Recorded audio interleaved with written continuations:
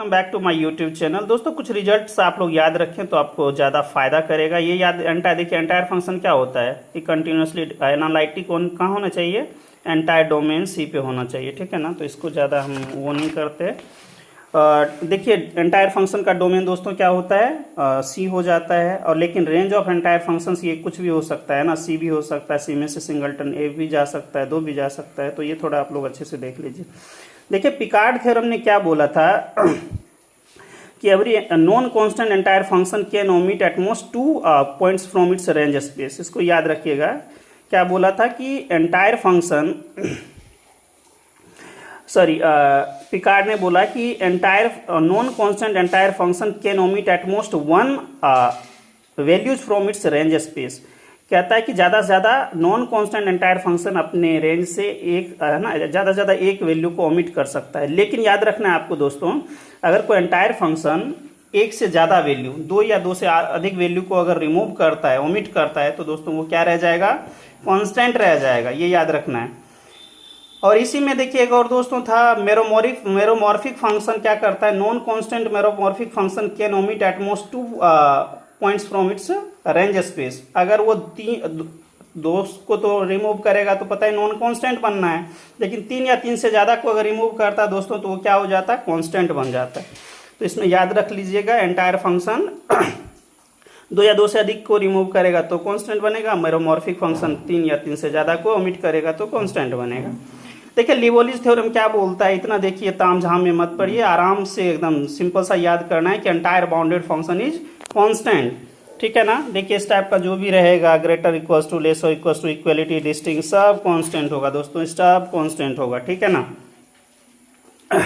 Simple सी बात है, एंटायर फंक्शन है और 2 या 2 से अधिक पॉइंट को है ना ओमिट करेगा तो सारा ही हो जाएगा। देखिए अगर ये फंक्शन लेता है तो बाहर वाला सारा ओमिट करा, ये फंक्शन लिया तो बीच वाला सारा ओमिट करा, ये लिया तो बाहर वाला ओमिट किया, है ना। तो जब भी 2 या 2 से अधिक पॉइंट्स को ओमिट करेगा सब क्या हो जाएगा दोस्तों, कांस्टेंट।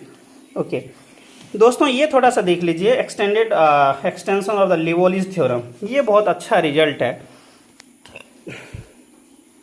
देखिए दोस्तों अगर इस टाइप का रहेगा, देखिए एंटायर फंक्शन है, इस टाइप का लिखा रहेगा तो ठीक है ना। और अल्फा कैसे आएगा, देखिए रियल से आएगा।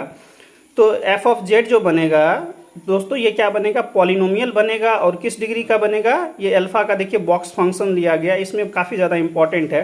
जैसे 7.5 आ जाएगा दोस्तों तो 7 डिग्री तक का इसका पॉलिनोमियल चला जाएगा, है ना। एटमोस्ट 7 डिग्री का पॉलिनोमियल एग्जिस्ट करेगा। जैसे क्वेश्चंस देख लीजिए, देखिए ये क्या बोलता है कि फंक्शन एंटायर दिया हुआ है ना, और ये बोलता है कि ये हमारा फंक्शन दिया हुआ है इस डोम में। देखिए इसका क्या बोलता है कि मॉड ऑफ जेड से स्ट्रिक्टली ग्रेटर देन होगा, तो इसका फंक्शन किस टाइप तक जाएगा। तो पहले तो ये देखिए 5/2 2.5 उसका बॉक्स फंक्शन लीजिएगा तो 2 तक जाएगा। तो दोस्तों ये देखिए फंक्शन जो है, पॉलिनोमियल जो बनेगा वो 0 से लेके कहाँ तक जाएगा, ज़्यादा से ज़्यादा 2 तक जा सकता है ना। ये आपको याद रखना है बेसिकली। दोस्तों इसका देखिए एंटायर फंक्शन दिया हुआ है, ये 3/2 है, इसका करेंगे तो 1.5 यानी 1 तक जाएगा। तो देखिए दोस्तों 1 तक गया है ना। ये बेसिकली याद रखना है आप लोग। देखिए इस टाइप का रहेगा एंटायर फंक्शन, है ना, नेचुरल नंबर से आएगा तो जितना रहेगा वहाँ तक आप लोग को लेके चले जाइएगा। देखिए सिंपल सी बात है कि पहले मैं रियल बोला था, रियल में आएगा तो कुछ भी हो सकता था, है ना, पॉइंट वॉइंट हो सकता है। तो वहाँ पे हमको क्या लेने की जरूरत थी दोस्तों, इसमें देख लीजिए ये कहाँ से आ रहा था दोस्तों, रियल से। इसमें क्या दिया हुआ था, अल्फा कम्स फ्रॉम रियल्स, है ना। तो रियल आएगा तो उसको हमको क्या बनाना, इंटीजर, उसके लिए उसने बॉक्स फंक्शन का यूज किया। यहाँ पे नेचुरल से आ रहा है तो नेचुरल से नेचुरल पे ही चला जाएगा, एटमोस्ट इतना डिग्री का पॉलिनोमियल बनेगा। ये देखिए सारा ये लिखा हुआ है 3 है तो 3 डिग्री का पॉलिनोमियल बन जाएगा, है ना। इस टाइप से आप सब देख लीजिए, है ना। ये जो 5 पर्टिकुलर दिया है उसको कोई कांस्टेंट से रिप्लेस कर दिया। ये देखिए दोस्तों क्या बोलता है कहता है कोई एंटायर फंक्शन है इस टाइप का, और अल्फा जो है वो नेचुरल नंबर से या 0 से बिलोंग नहीं करेगा दोस्तों। अगर ऐसा नहीं होता है, ठीक है ना, तो ये जो फंक्शन होगा हमेशा क्या होगा, 0 देगा, ठीक है ना। इस टाइप का देख ले क्वेश्चन दे रखा है यहाँ पे, 3/2 टाइप का करके दिया है। तो दोस्तों ये बोलना चाहता है कि एंटायर फंक्शन अगर इस टाइप का रहेगा तो ये 0 देगा, है ना। मुझे उम्मीद है आप लोगों को दोस्तों ये अच्छे से समझ में आ गया होगा। देखिए दोस्तों एक क्लियर अंडरस्टैंडिंग के लिए मैंने कुछ ऐसा नोट्स बना रखा है कि entire function can omit at most, अगर एंटायर फंक्शन अपने रेंज स्पेस से 2 या 2 से ज़्यादा अगर वैल्यूज़ को ओमिट करेगा तो दोस्तों क्या होगा, कांस्टेंट होगा। और मेरोमॉर्फिक फंक्शन अगर अपने रेंज स्पेस से 3 या 3 से ज़्यादा पॉइंट को ओमिट करेगा दोस्तों तो क्या बनेगा, वो भी कांस्टेंट बनेगा।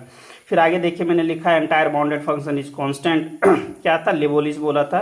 ये देखिए अगला है एंटायर नॉन कांस्टेंट फंक्शन अपने रेंज स्पेस से एटमोस्ट 1 पॉइंट को ओमिट करेगा। मेरोमॉर्फिक फंक्शन क्या करेगा दोस्तों, non constant meromorphic function can omit at most 2 values from its range space. अगला देखिए जो लुकास ने क्या बोला, लुकास ने बोला कि the zeros of the function lies in upper half plane, कहता है कि अगर फंक्शन का जीरोज अगर अपर हाफ प्लेन पर लाई करता है, कि सारे के सारे जीरोज अपर हाफ प्लेन पे लाई करेगा, तो फंक्शन का जो डेरिवेटिव होगा उसके सारे जीरोज भी अपर हाफ प्लेन पे लाई करेगा। ये किसने बोला है, लुकास ने बोला है। तो देखिए दोस्तों इसी को मैंने समझा दिया है क्या ना, कि अगर एस पे हमारा zeros of F of Z lie करेगा, ठीक है ना, तो जीरोज ऑफ डेरिवेटिव भी एस पे चला जाएगा। देखिए दोस्तों ये कुछ इंपॉर्टेंट रिजल्ट्स लिखा गया है, जो ये देखिए इजी है इस टाइप का इंटीग्रेशन। ये अगर हमारा सिंगुलरिटी रहेगा, ठीक है ना दोस्तों, तो इस तरीके से निकालेंगे। और इस टाइप का रहेगा इंटीग्रेशन तो हम लोग ऐसे करेंगे नेक्स्ट टाइम तक डेरिवेटिव लेके, है ना। तो ये इंपॉर्टेंट है, इस बेस पे क्वेश्चन आएगा। देखिए आगे लेवोलिज बोला कि entire bounded function should be constant.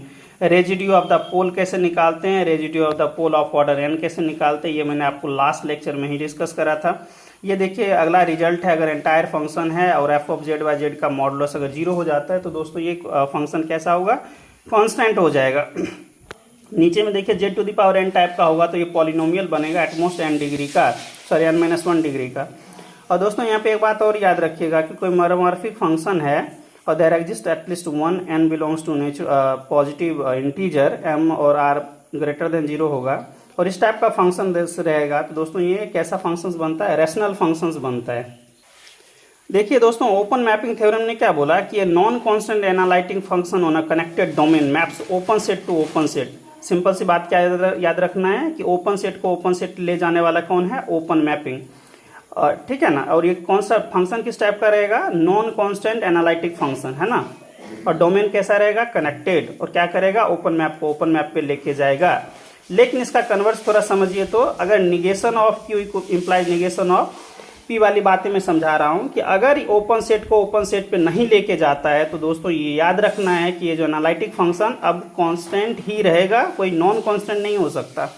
अगला देखिए स्वार्ज लेमा मैंने लिया है कि फंक्शन एनालिटिक है इस, है ना, यूनिट डोमेन के अंदर एफ ऑफ जेड का वैल्यू भी लेस और इक्वल टू 1 है ना, और कोई एफ के पास एक 0 है एम ऑर्डर का, तो क्या होता है कि फंक्शन का जो मैक्सिमम वैल्यू होगा वो लेस और equal to mod of Z to the power m होगा इस डोमेन के अंदर, और फंक्शन का जो डेरिवेटिव होगा m टाइम्स 0 पे वो लेस और इक्वल टू फैक्टोरियल m होगा। स्वार्ज-पिक लेमा दोस्तों क्या बोलता है, इसमें एक चीज याद रखें, इसमें एक पॉइंट रहता है F of A equal to B type का गिवन, उसका डेरिवेटिव का अगर हम मॉडुलस लेंगे तो लेस और equal to 1 minus F of Z का मॉड का whole square minus 1 upon 1 minus mod of Z का होल स्क्वायर बनता है दोस्तों। तो स्वार्ज और स्वार्ज-पिक लेमा थोड़ा हमारे लिए काफी ज्यादा इंपॉर्टेंट हो जाता है। आगे चलते हैं दोस्तों, देखिए आइडेंटिटी थ्योरम क्या बोला था कि function F and G should be analytic on the domain D, ठीक है ना। और if F of G on a set S which has a limit point in D, दोस्तों क्या बोलेगा, एक ऐसा एस है जिसपे फंक्शन दोनों सिमिलर है और एस के डोमेन के अंदर एस के जो सेट्स बने उसका लिमिट पॉइंट होगा, तो ये क्या हो जाएगा दोस्तों कि फंक्शन भी इक्वल होगा, एफ इक्वल टू जी होगा कहाँ पे, एंटायर डोमेन डी पे, जो एस पे इक्वल था, है ना, और एस का लिमिट पॉइंट अगर डी में चला जाता है दोस्तों तो अपने एंटायर डोमेन पे भी इक्वल होगा दोस्तों। अगर 0 वाले केस में 0 हो जाएगा, है ना। तो यही दोस्तों मैंने यहाँ पे आपको समझाया है कि देखिए एक डोमेन डी है, एक एस सेट है ना, इसमें दोनों फंक्शन को इक्वल बोला है ना। केस 0 का भी हो सकता था, दोनों इक्वल है, फंक्शन एनालिटिक फंक्शन इक्वल है, और देखिए F of G are analytic in domain D and F and G, और क्या करेगा दोस्तों इस सेट पे एस के अंदर ऐसा जो limit point sitting inside D, अगर ऐसा होगा तो ये एंटायर डोमेन पे ये फंक्शन इक्वल होगा, यही बोलता है आइडेंटिटी थ्योरम। दोस्तों नेक्स्ट देख लीजिए, अगर ये हमारा बाइलिनियर ट्रांसफॉर्मेशन है W equal to A Z plus B upon C Z plus D and A B C D comes from set of real number, दोस्तों इसमें कुछ इंपॉर्टेंट रिजल्ट आप लोगों को याद रख लेना है कि if A D minus B C is non zero, तो ये क्या करता है, रियल एक्सिस को रियल एक्सिस पे मैप करता है और मोर ओवर यही बाइलिनियर ट्रांसफॉर्मेशन फॉर्म करता है, ये भी याद रखना है। अगर A D minus B C equal to 0 हो जाता है दोस्तों तो उस केस में क्या होता है, ये कांस्टेंट फंक्शन बनता है।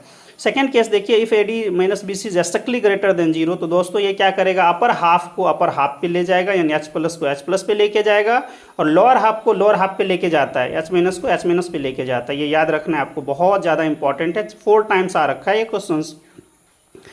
थर्ड देखिए, if A D minus B C is strictly less than zero, दोस्तों ये क्या करेगा, एच प्लस को एच माइनस पे और एच माइनस को एच प्लस पे लेके जाएगा, मतलब अपर हाफ को लोअर हाफ पे और लोअर हाफ को अपर हाफ पे लेके जाएगा दोस्तों। देखिए दोस्तों, ये तो आपको पता ही है कि है ना, एल टी इस टाइप का होता है, ट्रांसलेशनल हो सकता है, रोटेशन हो सकता है, मैग्निफिकेशन होता है, लीनियर हो सकता है ना। इसमें आप लोग एक बात जरूर याद रखिएगा दोस्तों कि कम्यूटेटिव जो प्रॉपर्टी होल्ड करता है वो किसके किसके बीच में करता है, रोम, है ना, रोटेशनल और मैग्निफिकेशन, रोम इक्वल्स टू मोर हो जाता है, अदरवाइज किसी के टर्म में नहीं होता है। तो इसको दोस्तों आप लोग अगर याद रख सके तो मच बेटर होगा। याद रखिएगा, लीनियर जो होता है वो अपने शेप एंड साइज को चेंज नहीं कर सकता, ट्रांसफॉर्मेशन भी शेप एंड साइज को चेंज नहीं कर सकता, ना रोटेशन करता है। लेकिन दोस्तों जब हम चीज़ों को मैग्नीफाई करते हैं, है ना, छोटा से बड़ा हो सकता है, उसका शेप तो चेंज नहीं होगा लेकिन उसका साइज चेंज हो जाएगा दोस्तों। अगला देखिए, अगर साइन जेड कॉस जेड रहता है तो दोस्तों ये क्या करता है, इसको याद रखिएगा कि हॉरिजेंटल लाइन को कहाँ पे लेके चला जाता है, एलिप्स पे लेके जाता है, लेकिन वर्टिकल लाइन को ये हाइपरबोला पे लेके जाता है, इसको याद रखिएगा। अगला वाला सारा केस दोस्तों मैंने बता रखा है आपको कि दोस्तों देखिए, अगला मैंने बता रखा था कि एंटायर फंक्शन हो इस टाइप का हो, mod of F Z less equals to A plus B Z mod of Z to the power M, है ना, या इस टाइप का होता है। तो दोस्तों क्या होता है, ये पॉलिनोमियल होता है डिग्री एम का, एटमोस्ट डिग्री एम का। मेरोमॉर्फिक के टर्म में क्या हो जाता है दोस्तों, रैशनल फंक्शन बन जाता है, ठीक है ना। तो एंटायर फंक्शन में पॉलिनोमियल बनेगा एटमोस्ट एन डिग्री का, और मेरोमॉर्फिक में दोस्तों ये रैशनल फंक्शंस बन जाएगा। लास्ट रिजल्ट आप लोगों को कुछ बता रहा हूँ कॉम्प्लेक्स में, तो इसको आप लोग अच्छे से देख लीजिए। देखिए दोस्तों, अगर हमारे पास लाइक पावर सीरीज दिया हुआ है कुछ A N Z Z to the power N and B N Z to the power N, 2 power series है जिसका रेडियस क्या है, रेडियस ऑफ कन्वर्जेंस एक का R1 है, दूसरा का R2 है। तो जब दोस्तों एंटायर इस पावर सीरीज का हम लोग रेडियस ऑफ कन्वर्जेंस निकालेंगे तो that should be the minimum of R1 and R2, ठीक है ना, ये याद रखना है दोस्तों। ये प्रोडक्ट के रूप में रहेगा, तो इसका जो रेडियस ऑफ कन्वर्जेंसी निकलेगा R should be greater equals to the product of R1 into R2। और ये ऐसे देख लीजिए, डिवीजन के टर्म में रहेगा तो R is greater equals to R1 upon R2, इस टाइप का बनेगा। और ये दोस्तों मैंने लिखा है कि अगर इस टाइप का हमारा पावर सीरीज है, उसका रेडियस ऑफ कन्वर्जेंसी R है, तो इस टाइप का जब भी पावर सीरीज रहेगा n to the power k चढ़ेगा तो उसका पावर सीरीज R पे पावर k चढ़ जाएगा। और देखिए दोस्तों, इस टाइप का अगर पावर सीरीज है यही, तो इसका रेडियस ऑफ कन्वर्जेंसी R है, लेकिन इस टाइप का पावर सीरीज जो z पे पावर n k है ना, n में कुछ मल्टीपल कर देगा तो उसका radius of convergence R to the power 1/k बन जाता है, ठीक है। तो मुझे उम्मीद है दोस्तों ये आपको काफ़ी ज़्यादा हेल्प करेगा। देखिए 1/r हम लोग कैसे निकालते हैं रेडियस ऑफ कन्वर्जेंसी, तो ये आप लोग इससे अवेयर ही हैं दोस्तों। कभी कभी सुप्रीमम के टर्म में भी आप लोग यूज कर सकते हैं, जैसा क्वेश्चन आ जाता है दोस्तों। अगर हमारे पास कोई पॉलिनोमियल अगर दे देता है, याद रखना पेपर में, तो उसका एक ही रिजल्ट आता है, रेडियस ऑफ कन्वर्जेंसी 1, है ना, चाहे वो किसी भी डिग्री का दे दे, तो कंफ्यूज मत होना है। अदरवाइज थोड़ा सा अपने सेटिस्फेक्शन के लिए आप लोग कैलकुलेशन कर सकते हैं। मुझे उम्मीद है दोस्तों आपको ये सारा रिजल्ट काफ़ी ज़्यादा हेल्प करेगा। अब मैं कॉम्प्लेक्स एनालिसिस को स्टॉप करता हूँ, मैं दूसरे टॉपिक पे फोकस करूँगा, लाइक कुछ उसका रिजल्ट से लेके आऊँगा आप दोस्तों। लीनियर अलजेब्रा में डायगोनलाइजेबिलिटी जो काफ़ी इंपॉर्टेंट है, क्वाड्रेटिक फंक्शंस है ना, क्वाड्रेटिक फॉर्म इंपॉर्टेंट है, उस सबको मैं फोकस करता हूँ, IPS वगैरह को। थैंक यू सो मच दोस्तों। अगर आप हमारे चैनल पे नए हैं तो प्लीज़ करके सब्सक्राइब कर लें, रियली में ही आपको काफ़ी ज़्यादा हेल्प मिलेगी। ओके दोस्तों, प्लीज़ अपने दोस्तों को फॉरवर्ड करें, जिनको ज़रूरत होगा उनको काफ़ी ज़्यादा हेल्प मिल जाएगी। थैंक यू सो मच दोस्तों फॉर वॉचिंग।